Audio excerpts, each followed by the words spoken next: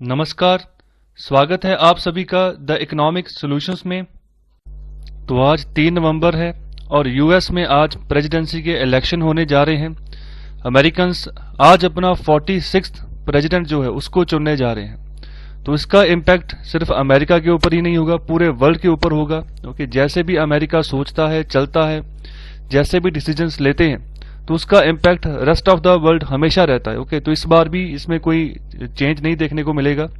तो यहाँ पर जो मुल्क यहाँ पर अमेरिका के टाई अप में है, ओके, जो अमेरिका के साथ जिनके रिलेशंस अच्छे हैं, फॉर एग्जांपल जैसे सिक्योरिटी पॉइंट ऑफ व्यू से देखें तो Japan, South Korea, Australia, Taiwan, okay, इन सब का जो है यहाँ पर सिक्योरिटी का ध्यान रखता है अमेरिका। ओके, तो यहाँ पर जो पैसिफिक ओशियन है वहाँ पर अलग से एक कमांड लगाई हुई है। ओके, पैसिफिक कमांड है यूएस नेवी की, तो वहाँ पर अच्छे से कोशिश करती है, पूरा ध्यान रखती है कि चाइना का कोई भी इन्फ्लुएंस जो है ना जापान, साउथ कोरिया, ऑस्ट्रेलिया, इन जैसे मुल्कों को यहाँ पर तंग ना करे। ओके, तो इसके लिए वहाँ पर नेवी जो है अमेरिका ने अपनी लगाई हुई है पैसिफिक ओशियन में। तो यहाँ पर इनके ऊपर भी क्या इम्पैक्ट होगा अगर चेंज होता है, या फिर कोई भी अगर 46th प्रेसिडेंट के तौर पर चुनकर आते हैं, चाहे ट्रंप आते हैं, चाहे जो बिडेन आते हैं। तो इसके अलावा जो और भी वेस्ट एशिया में यूएस के अलाइस हैं, ओके, वेस्टर्न यूरोप में जो अलाइस हैं, तो उनके ऊपर कोई ना कोई इम्पैक्ट हमेशा जरूर रहता ही रहता है। इसके अलावा अमेरिका की बात करें तो वर्ल्ड लार्जेस्ट इकोनॉमी है, $20 ट्रिलियन की इकोनॉमी है। ओके, तो चाइना की बात करें तो वो $13 ट्रिलियन की है। तो अगर हमारी बात करें तो हम अभी $3 ट्रिलियन के पास भी अभी नहीं पहुंचे हैं। तो देखो हम कितनी पीछे हैं। ओके, तो इकोनॉमी, इसका कहने का मतलब होता है कि जैसे मैं यहाँ पर $20 ट्रिलियन बोल रहा हूँ, ओके, तो $20 ट्रिलियन का जो है वैल्यू का व्यापार पूरे जो है अमेरिका में चल रहा है। तो देखो कितने आगे हैं वो, कितनी ज्यादा वहां पर जो है बिजनेस होता है, कितना ज्यादा डेवलपमेंट है, ये सब चीजें मैटर करती हैं। तो ये एक होलिस्टिक अप्रोच लेकर चला है यूएस, जब से यहाँ पर डेमोक्रेसी हुई है, जब से अमेरिका आजाद हुआ है, तो तब से वहां पर एक ही फंडा रहा है कि हमें अपनी इकोनॉमी को कैपिटलिस्टिक इकोनॉमी बनाना है। कहने का मतलब है जिसके पास पैसा है वो पैसा मार्केट में लगाओ, व्यापार करो, सरकार उसमें कुछ इंटरफेयर नहीं करेगी। तो सरकार वहां पर टैक्स लेती है, ओके, अच्छा खासा टैक्स लेती है, लेकिन इंटरफेरेंस कम होती है। तो जिसकी वजह से वहां पर व्यापार अच्छे से फलता फूलता रहा और धीरे धीरे अमेरिका जो है $20 ट्रिलियन की इकोनॉमी बन गया। तो कभी समय ऐसा भी था, अगर सन 1900 की बात करें, जो यूएस का $1 होता था वो हमारे 18 रुपीस के जो है बराबर होता था। तो आज जो है जो हमारा ₹1 था वो यूएस के $18 के बराबर होता था, और आज इसका उल्ट हो गया है, उल्ट के भी आगे हो गया है। $1 में जो है 70 से ऊपर रुपीस चले गए। तो देखो टाइम के हिसाब से यूएस कितनी आगे निकला है। ओके, तो यहाँ पर अगर करेंसी की बात करें तो मोस्टली इंटरनेशनली जितने भी ट्रेड होते हैं तो वहां पर जो सबसे ट्रस्टेबल करेंसी है वो यूएस डॉलर ही है।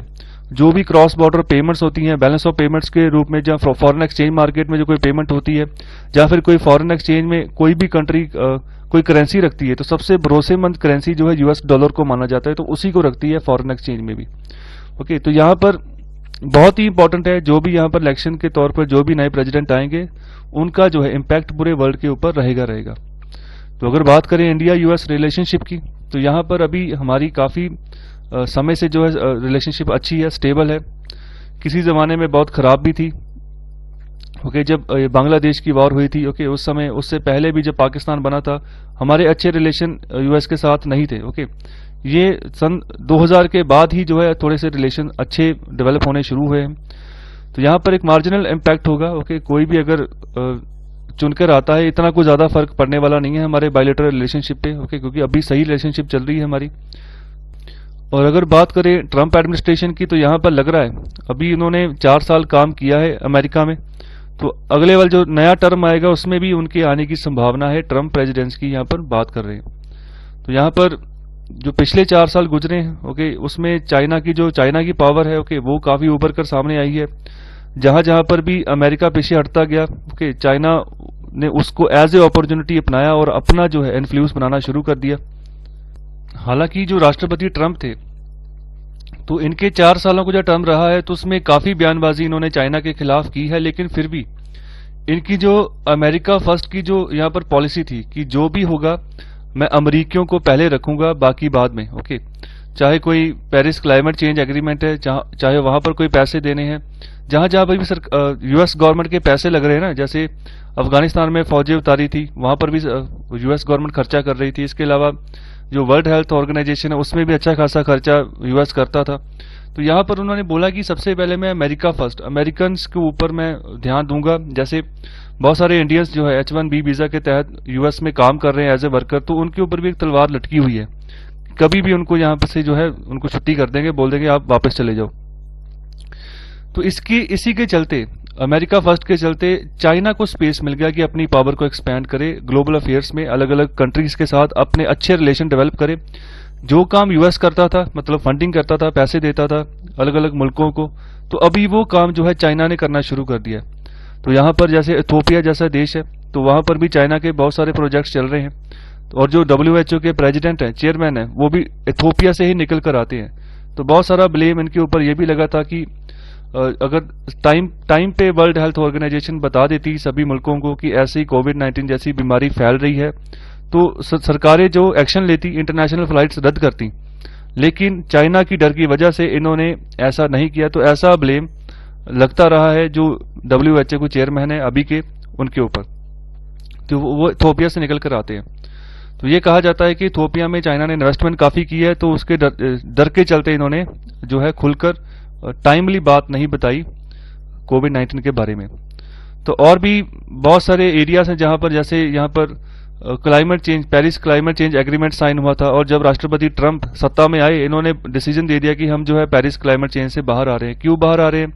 क्योंकि यहाँ पर ना एक $100 बिलियन का एक टारगेट रखा गया था कि आने वाले 5 सालों में हम इतना पैसा इकट्ठा करेंगे और उस पैसे को हम देंगे जो डेवलपिंग कंट्रीज है, जैसे इंडिया है, चाइना है, कि वो पैसा यूज करें एनवायरनमेंट को प्रोटेक्ट करने के लिए, क्लाइमेट चेंज को सही करने के लिए। तो इसमें ज्यादा राशि यूएस दे रहा था, लेकिन इसी के चलते कि हम राशि ज्यादा दे रहे हैं, तो ट्रंप ने बोला कि क्लाइमेट चेंज जैसी कोई चीज नहीं होती है, क्योंकि ये नेचर के हिसाब से कभी ज्यादा हो जाता है, कभी कम हो जाता है। तो इसके हम इसलिए इसमें सहमत नहीं है, तो हम अपने आप को यहाँ से एग्जिट करते हैं। तो ये कह के इन्होंने पेरिस एग्रीमेंट से भी एग्जिट कर लिया। और धीरे धीरे अभी 2020 की ही बात है, जब ये कोविड-19 की बीमारी फैल गई, महामारी फैल गई, तो जब यूएस में फैलनी शुरू हो गई, पहले तो डोनाल्ड ट्रंप ने लॉकडाउन नहीं लगाया कि मैं इकॉनमी नहीं बंद कर सकता। तो बाद में जब ज्यादा केसेस होने शुरू हो गए, तब लॉकडाउन लगाया, ठीक है। तो तब गुस्से में जो वर्ल्ड हेल्थ ऑर्गेनाइजेशन था, इसमें जो फंडिंग जाती थी, वो भी जो है यूएस ने रोक दी। ओके, तो अभी चाइना आगे चला गया, WHO में ज्यादा फंडिंग अभी चाइना कर रहा है। ओके, तो देखो जहां जहां स्पेस अमेरिका छोड़ता गया, चाइना अभी वहां जो है एंटर करता जा रहा है। मतलब एक ग्लोबली ना चाइना को चांस दे दिया गया है कि अपने आप को एक्सपैंड करो, जितने भी मुल्क हैं उनसे अपनी दोस्ती करो। और यूएस का ना एक डुप्लीकेट सामने खड़ा, अपने तौर के सामने खड़ा कर दिया है कि अगर यूएस चॉइस नहीं है तो चाइना चॉइस हो सकता है, जितने भी मुल्क हैं जो फ्रेंडली मुल्क है चाइना के दुनिया में। तो यहाँ पर इम्पैक्ट यूएस के अंदर जो भी होगा, चाइना के ऊपर तो होगा ही होगा, तो इंडिया के ऊपर भी यहाँ पर इम्पैक्ट होगा, एक इंडियन इकोनॉमी के ऊपर भी।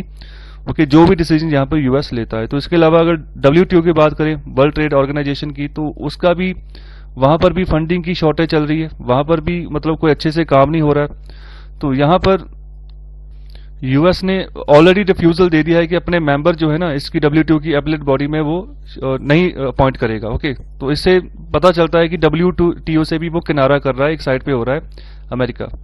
इसके अलावा जो ट्रंप की ये 4 सालों में सबसे जो हाईलाइट जो बात रही है, वो है China US trade war. Okay, तो इसने भी पूरी ग्लोबली ग्रोथ को जो है हर्ट किया है, इंडिया की ग्रोथ को भी यहाँ पर इम्पैक्ट हुआ है। सो क्लाइमेट चेंज जो है, ओके, और जो फाइट अगेंस्ट टेरर है, तो ये 2 इश्यूज थे जो यूएस की पॉलिसी इम्पैक्ट करती थी। ओके, तो यहाँ पर जो टेरर इशू की बात आ गई, जो अफगानिस्तान में फौजें उतारी हुई थी पिछले काफी लंबे समय से यूएस ने, तो वहां पर भी एक पीस एग्रीमेंट साइन कर लिया है अमेरिका ने जो तालिबानी लीडर्स हैं उनके साथ, कि अभी जो अफगानिस्तान से जो है यूएस अपने सोल्जर्स निकाल लेगा। तो अभी तालिबान को यहाँ पर खुला मौका मिल गया है, ओके, कि अफगानिस्तान में दोबारा से अपने आप को एक्सपैंड करे। ओके, तो उनकी सत्ता को जो है दोबारा से डिस्टेबलाइज करे।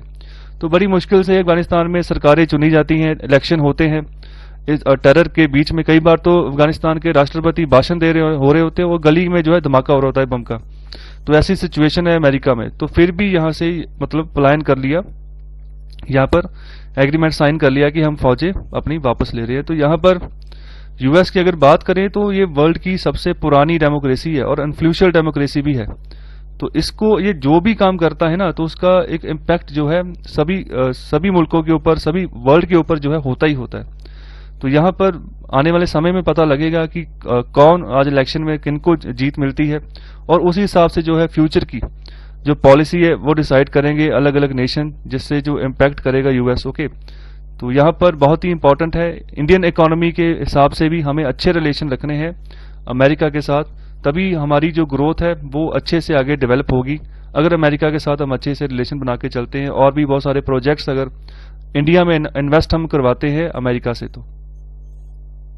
सो आई होप आपको ये एपिसोड अच्छा लगा है, तो कृपया लाइक, शेयर और सब्सक्राइब ज़रूर करें। आपका बहुत बहुत धन्यवाद लेक्चर सुनने के लिए।